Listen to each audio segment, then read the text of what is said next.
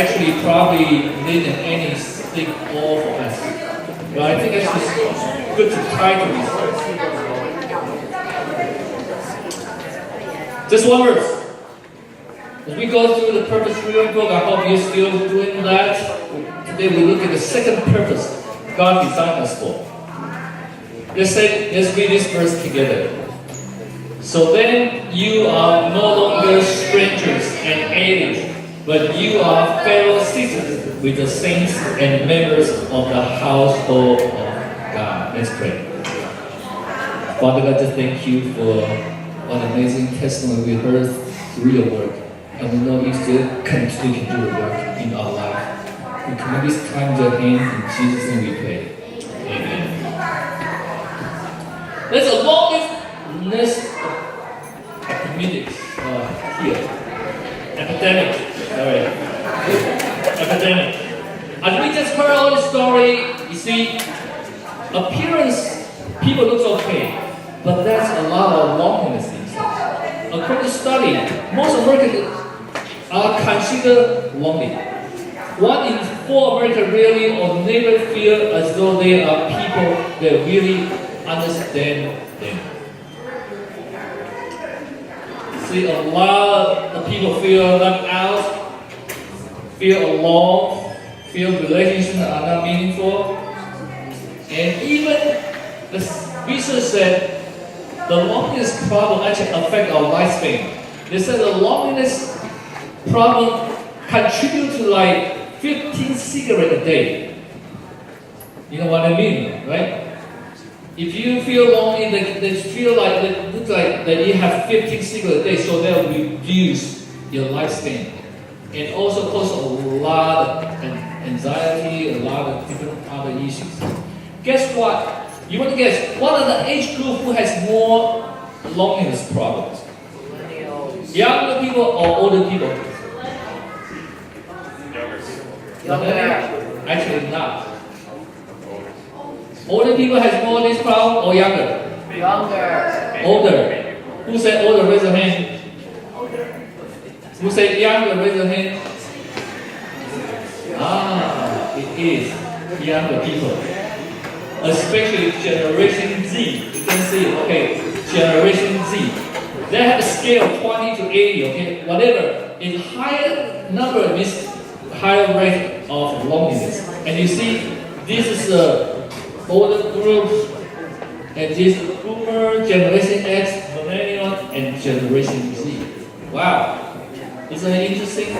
The younger people are the most people feel they're lonely.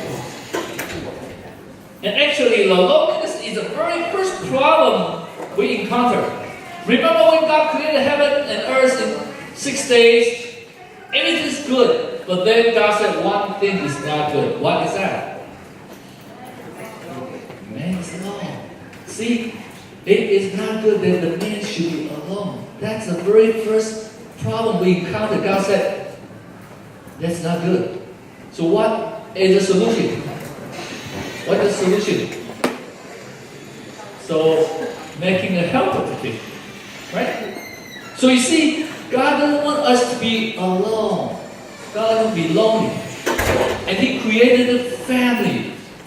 So every kid is born from the family.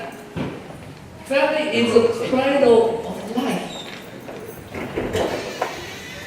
So God not just create a baby, oh, okay, and then it's go by itself. God create a family. So how do you become a family man?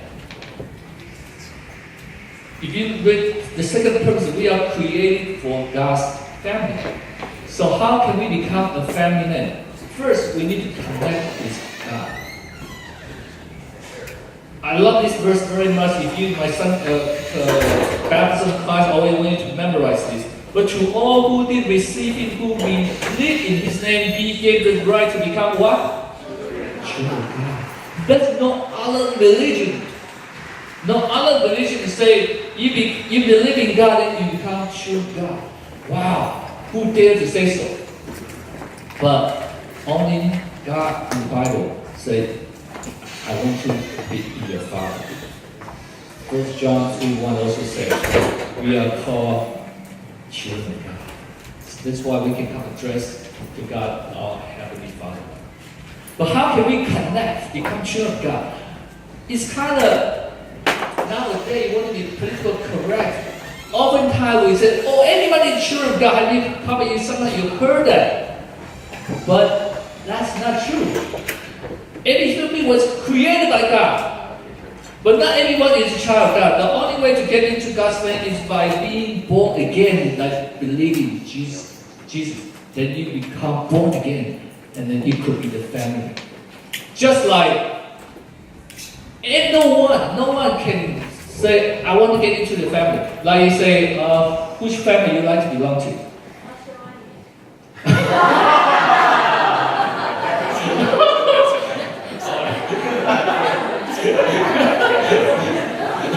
I don't want to say that. Change the person we don't know. Let's say, I don't know. Okay, you want to be. Oh, that's a good example. You want to become a part of the royal family in England, right? You say, oh, fantastic family. They have a palace. They have all this, and you can just knock on the door or on the palace gate. I want to join your family. Can you do that? No way, right? Say, no, I like this family. I want to become a volunteer. No way.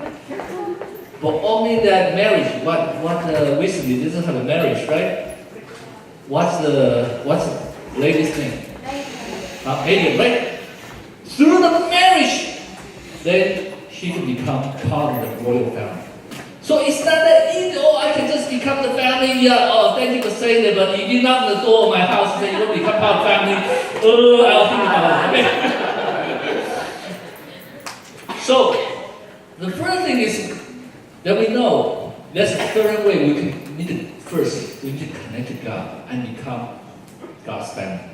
So after that, second, we need to connect with God's household.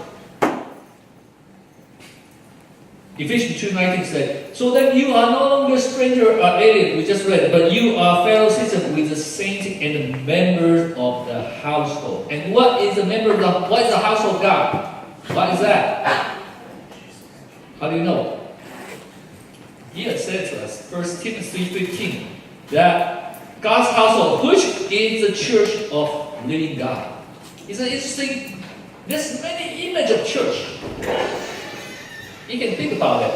Oh, it's bride of Christ. But here, I love this image most. God's household. God's household.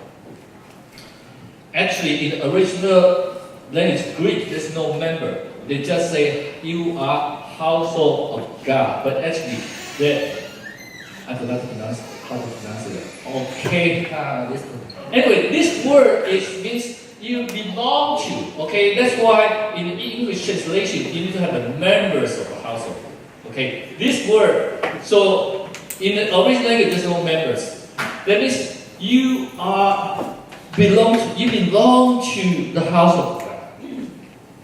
God wants to have a relationship with us. It's not just you become a membership of the sports club, whatever. You belong. You have a relationship. So, in the book said, we are called to belong, not just believe. Many people they say, I believe in God. But they say, do you go to church?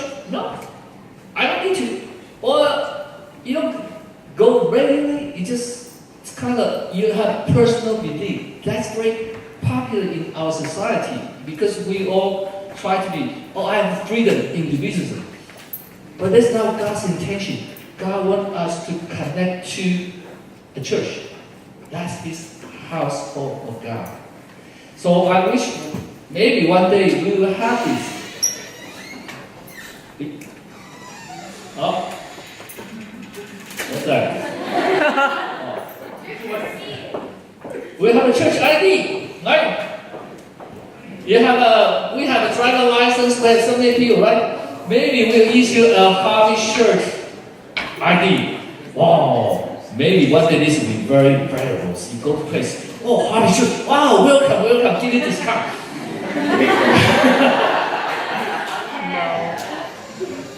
But main thing is God wants us to belong to a church. And when you have a church ID, means we are committed. The community requires commitment. That's what God said.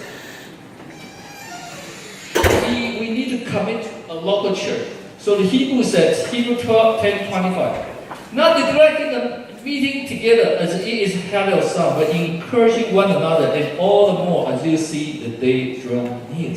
See, why don't we meet together? Don't neglect that. Commit to a church. There's no relation can be developed without a commitment. And that's the problem in today's society. And so I talk to a lot of young people about dating, about preparing for marriage. And I think probably that's more scary than commitment. Right? How can you commit to a person for lifelong? We don't see this in our daily life, right? You can buy anything and then say, I don't like it now, you return it. This idea, I grew up in Taiwan, I don't have this idea. You buy it. You don't dare to go return. If you go back to the store, you go to the store. Huh? Go home. But here, you can buy stuff, even use it, and then still say, sorry, I want to return. And then honor they return it. But marriage, you cannot return. Right? No return. And how about the church? You can switch the other church if you move, you do other things. But we need to commit to a church. Because if there's no commitment, there's no relationship to develop. And the probably say, oh, but that's not a perfect church. And you know the story. If you find a perfect church, what should you do? If you find a perfect church, what should you do? Huh? Don't go. Why? Huh? You're not perfect. Exactly. You find a perfect church, you don't go. You go there, then you go to the church won't be perfect anymore. Right? Because you're not perfect. Right? Or you find it, let me know. Okay, I'll go.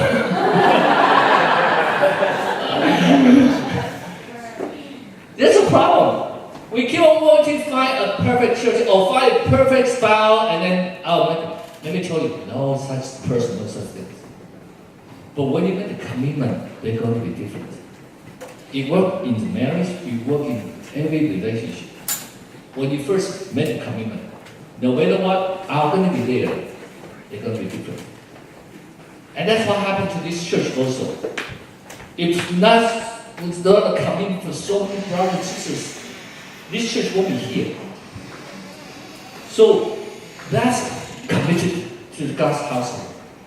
As the book said, the first symptom of spiritual decline is usually inconsistent attendance at the worship service and other gathering of believers. Even if you don't like to go, that's the moment you need to go. If we just depend on our mood, our feeling, and that will be very difficult to grow any relationship, and especially with God's household. And you know, we're not just gathered here to see friends, right?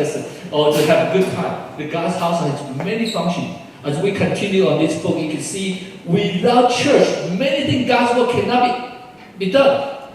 God didn't choose an individual to do this. God chose a church together to accomplish His work. And so we need to be in part of this to connect with God's household. So first, it's connect to what?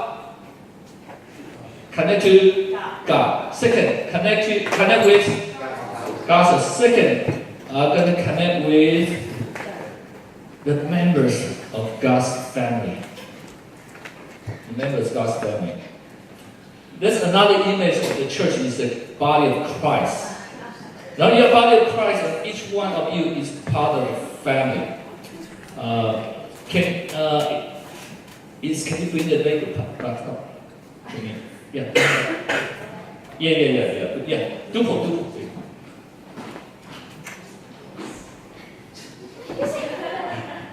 Thank you. All right. I have some space. You're the dupo, right? So, oh, come here, hold it for me. Sorry, Jordan, I find someone can be personal. All right. So you see, just like church, we are body, right?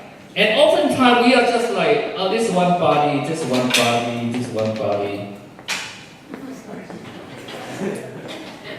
One different parts, right? One body with different part, but can you do anything? We don't want to associate with other members. I don't like the smell of the person. I don't like this, it always annoying me. Can you believe that in the summer camp, there's little kids. One day he got so angry, and then actually brought him to my office. I talked to him for a long time. So what happened? Said, everybody on the Wednesday. Wow, little kids, and no, you don't need to know. Right?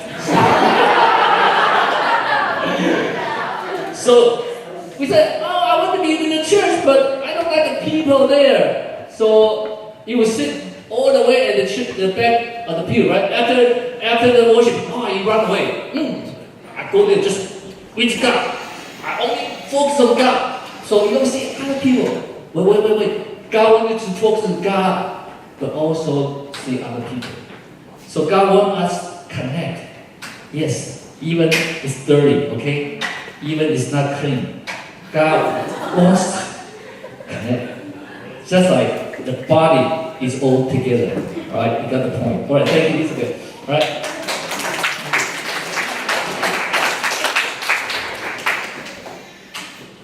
And that's what God wants us to be. In order to connect, it sometimes could be ugly. Sometimes could have some issues. But without that, we just different parts. And this is not going to build anything. In a way, I'm very thankful for what Lynn and Annie shared today. They're willing to open it up. It's not that easy for us to open that. But in order to be in the community in that, we do need the openness. Doesn't mean require everyone to come out to share to the whole church. I have all these issues. But at least you need to have one small group of someone to hold you, to support you. I can tell you, yes, too often our church image, everybody's perfect. Everybody's great, all this. But you're going to see the good grade also has a lot of problems, right? Also a lot of issues. Alright? And God wants us to be together to help each other. I always say, we all can face problems. But the main thing is when you're in the storm, someone there for you. Of course, God is always there. But Holy Church, not only God is there, God will use us to minister to other people. Because we don't have our turn. So when we see our brother and sister, they in trouble, we reach out to them. Or that we can build that connection, build a closeness. When we have that, I think nothing can break. Nothing can break. Especially, I think the marriage issue or the personal issue. We see a lot of news talk about this. Or especially our Asian kids go to college, they couldn't handle the pressure, right? And choose end their life. And that's already very, very bad. Many people, they don't choose a route, but they're struggling. So we pray that we know God wants us to be in the family. And the family is not for us to show all this. They say, there are different parts. And some are beautiful, some are not that beautiful. Never say, there may be no division in one body, but they never may have the same care for one another. God wants us to care for one another. That's how God designed us for, the purpose is to belong to God's family. I really paid attention to this loneliness for quite a while. Because when I was in seminary, there's a book called Bowling Alone. And the title is called, you play bowling, it's alone. And I didn't know actually because I never played bowling. They said before there's bowling league. I don't know if you have heard of it, right? Before there's bowling league, but not bowling alone. But even now, it's nobody go bowling at all. Now everybody just stay home, do their own gadgets by themselves. Especially, many people need to work at home. I think actually they contribute a lot of problems. I met some friends, actually some of my friends said, now he just work at home. So whole day he really didn't see anybody. I don't think that's a good, healthy relationship for human beings. We are designed to connect with people, especially to be with family, and may this church become that vehicle for the family. So John 13:35 says, by this all people will know that you are my disciples, if you have love for one another. So if we receive love from God, God wants us to love other people. We are in one body. So we have all these cell groups. If you haven't connected with cell groups yet, I really encourage you to do so. So maybe I'll just introduce again. Richard and Jack, please stand up. So if you have Richard and Jack, Richard is adult circle in Queens. Jack is we have circle in Long Island, just right in New Hyde Park, not that far. So if you are adults, you're welcome to connect with them. Okay, be seated. And then we have Agape. Rebecca is not here, but I'm so thankful for her effort to connect. All these people just stood up here and pray they're going to be part of the Agape. So they do it online, right? So they can still check out each other. And then we have Kajian. Is Kevin here yet? Yeah. Okay. How about we turn on the light now? Okay, turn on the lights so we can see. All right. Yeah. So Kevin and Vivian, they meet at Vivian's home. I'm so glad to see they all sit together now, right? That's Carly's the young adult group. So yeah, and then we have Everlasting Life is our youth group, Thomas and Go Thomas. Melissa.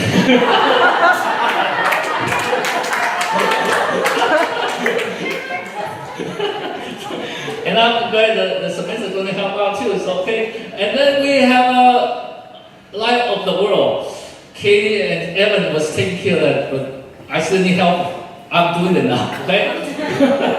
And then we have a kindergarten to third grade is Vicky. That's on Friday night. These are on Friday night. So we hope that besides Sunday, you can find a cell group to connect, not just for yourself, for you to care for other people. And so our Facebook, we have a group called HCNY Connect. If you haven't been my Facebook friend yet, be my friend and we can connect you to the HCNY Connect, alright? So a lot of this news I post on there.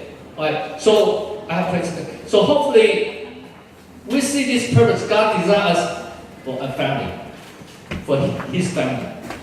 And that's all become a family man. We not just want to be alone, we want to connect with other people. So let's be a family. First need to connect with who? Next, connect with God's household. Third. Alright, we sing this very, very simple song. Alright, let's all sit up.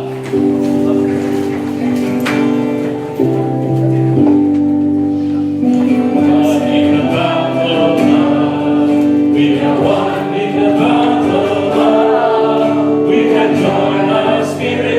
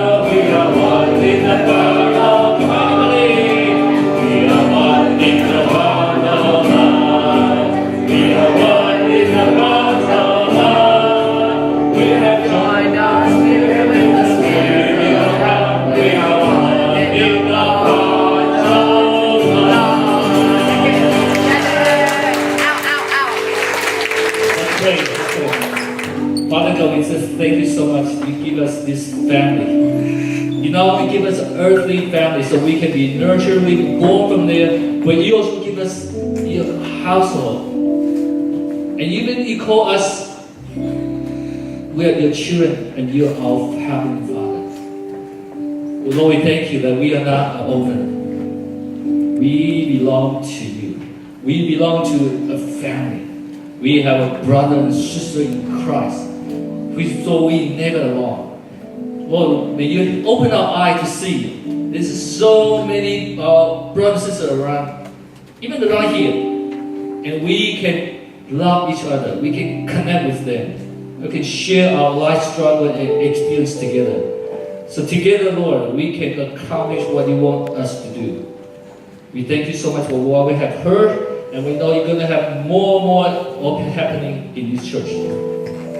Now may the grace of love, grace of Jesus Christ, and the love of God, and the fellowship of the Holy Spirit be with us all from now until forever.